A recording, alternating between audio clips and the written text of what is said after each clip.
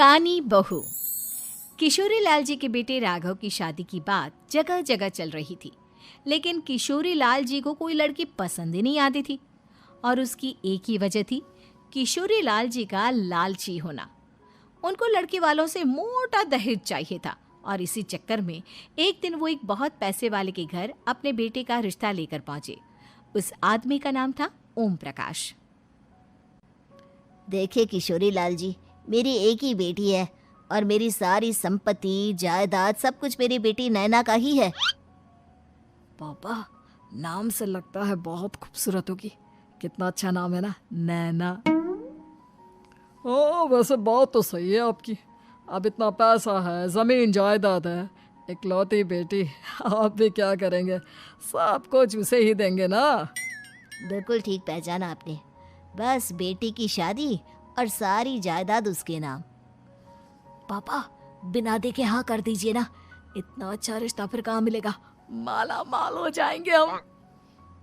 मैं अपनी बेटी को बुलाता हूँ। अरे नहीं नहीं नहीं नहीं, आपकी बेटी का नाम नैना है, सुनकर ही लगता है बहुत सुंदर होगी। रहने दीजिए अंकल, मैं तो आपकी बेटी के नाम से ही इतना खुश हो गया हूँ कि उसे बिना देखे शादी करने को तैयार हूँ। अब तो मैं उसका चेहरा सीधे शादी के बाद ही देखूंगा। और इस तरह राघव नैना का चेहरा नहीं देखता और उससे शादी कर लेता है। शादी के बाद अपनी सुहाग रात पर जब राघव नैना का घूंघट उठाकर देखता है तो नैना की आंखें बंद थी। कितने खूबसूरत हो तुम नैना, जरा अपनी आंखें खोलकर मेरी तरफ देखो तो सही। नहीं, मुझे शर्म आती है। अरे, मैंने तुम्हें शादी से पहले भी नहीं देखा, और अब अगर तुम आंखें खोलकर मुझे देखोगी भी नहीं तो मुझे अच्छा कैसे लगेगा? इससे पहले कि नैना अपनी आंखें खोलकर राघव की तरफ देखती, अचानक से लाइट चली गई और राघव नैना को पूरी तरह से देख भी नहीं पाया।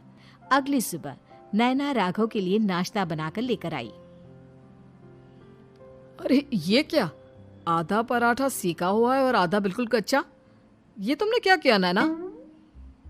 बहू, तुमने क्या आधा पराठा तवे से नीचे लटका कर रखा था, जो आधा सिका है और आधा कच्चा? मुझे जितना दिखेगा उतना ही तो सीखूंगी ना पापा जी। जहाँ जहाँ मुझे नजर आ रहा था वहाँ मैंने सीख लिया, जहाँ जहाँ नहीं दिखा वहाँ कच्चा रह गया होगा। इसका क्या मतलब है? ये कैसा मजाक कर रही है तुम? अरे बहू, तुमने इतना लंबा घूंघट क्यों लगाया हुआ है? देखो, हमारे घर में बहुओं को बेटी की तरह रखा जाता है, और फिर तुम तो इतना सारा माल लेकर आई हो। देखो, ये घूंघट डालकर रखने की कोई ज़रूरत नहीं है। हाँ नैना, पापा जी ठीक कह रहे हैं, तुम तो आराम से रहो, अपना ही घर समझो। नैना अचानक से अपना घूंघट उठा लेती है। अरे ये क्या पापा, नैना की तो एक आंख फूटी हुई है। नाम से नैना, लेकिन ये तो कानी बहू निकली। मेरे साथ धोखा हुआ है, धोखा। बिना दिखाए अपनी कानी लड़की मेरे संग ब्याह दी। मुझे कानी भी नहीं चाहिए। मुझे अभी ओम प्रकाश जी से बात करनी पड़ेगी। आखिर उन्होंने मेरे साथ ऐसा किया क्यों? अरे, आप लोगों ने ही तो पापा से कहा था कि आप लोग शादी से पहले मुझे देखना नहीं चाहते। अब मेरे पापा पर क्यों इल्जाम लगा रहे हैं? अरे लेकिन उन्हें बताना तो चाहिए था ना कि तुम कानी हो, एक आंख से तुम्हें दिखाई नहीं देता। किशोरी लाल और राघव नाराज होकर ओम प्रकाश को अपने घर बुलाते हैं। पापा जी, ये आपने क्या किया? शादी से पहले बताया क्यों नहीं कि नैना की आंखों में परेशानी है? अरे, आप ही ने तो लड़की देखने से मना कर दिया था। और लेकिन आप बता तो सकते थे। आपको तो हमारी बेटी की प्रॉपर्टी चाहिए थी, वो भी पूरी की पूरी। अब क्या हुआ अगर उसे आधा दिखाई देता है?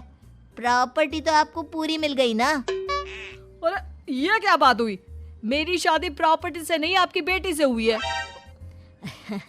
अब ये तो पहले सोचना चाहिए था, तब तो मेरी प्रॉपर्टी देखकर तुम्हारी जुबान लप लपा रही थी। लेकिन मैं कानी लड़की को अपनी बीवी बनाकर नहीं रख सकता। पापा, कुछ करिए ना आप। हाँ, करता हूँ। देखिए ओम प्रकाश जी, आप हमारे साथ ऐसा नहीं कर सकते। और तुम देखो, अगर तुमने मेरी बेटी से शादी तोड़ी ना, तो जो भी प्रॉपर्टी मैंने तुम्हें दी है वो तो पूरी की पूरी वापस ले ही लूँगा, और आधी प्रॉपर्टी तुम्हारी भी लूँगा। अरे मेरी आधी प्रॉपर्टी भला क्यों लेंगे आप? इसलिए क्योंकि मेरी बेटी को आधा नजर आता है और उसकी नज़र अभी तक तुम्हारी आधी जायदाद पर ही पड़ी है। अब तुम उसे घर से निकालोगे तो कुछ तो लेकर जाएगी ना। और अगर हम आपकी बेटी को अपने घर की बहू बनाकर रखे तो? तो तुम्हारी पूरी प्रॉपर्टी तुम्हारी ही रहेगी, और जो मैंने तुम्हें दिया है ना, उसमें से बस मैं आधा लेकर जाऊंगा। अरे लेकिन अब आप अपनी दी हुई प्रॉपर्टी में से आधी वापस क्यों लेकर जाएंगे?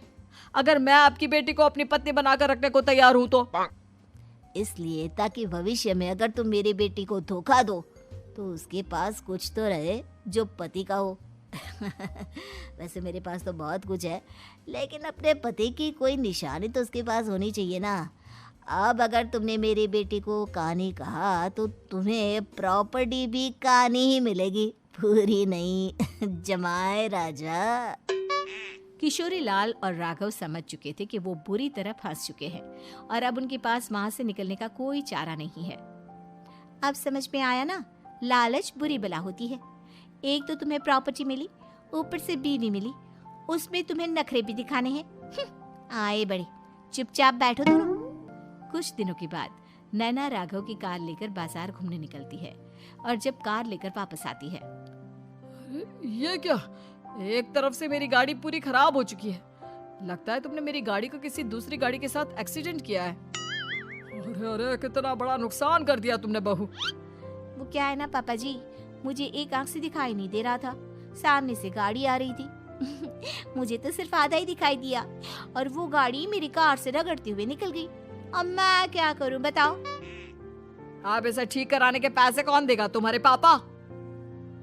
तुमने मुझसे इस तरह से बात की? अभी रुको। नैना राघव की शिकायत ओम प्रकाश को कर देती है। देखो राघव, अब जो मेरी आधी प्रॉपर्टी तुम्हारे पास थी ना, उसमें से आधी और मैं लेकर जाऊंगा, क्योंकि तुमने मेरी बेटी को डांटा। अरे नहीं नहीं पापा जी, गलती हो गई, माफ कर दो। गलती की तो कोई गुंजाइश ही नहीं। अगली बार मेरी बेटी को डांटा तो बची हुई आधी में से आधी और ले जाऊंगा। लालच के चक्कर में हम दोनों ने बहुत बड़ी गलती कर दी बेटा। एक तो तुम्हें कानी बहू मिली और ऊपर से जो माल मिला वो भी काना। इस तरह राघव की हर एक गलती पर ओम प्रकाश उसकी प्रॉपर्टी का आधा आधा हिस्सा लेकर अपना सारा माल वापस ले गया और राघव को कानी बीवी से काम चलाना पड़ा।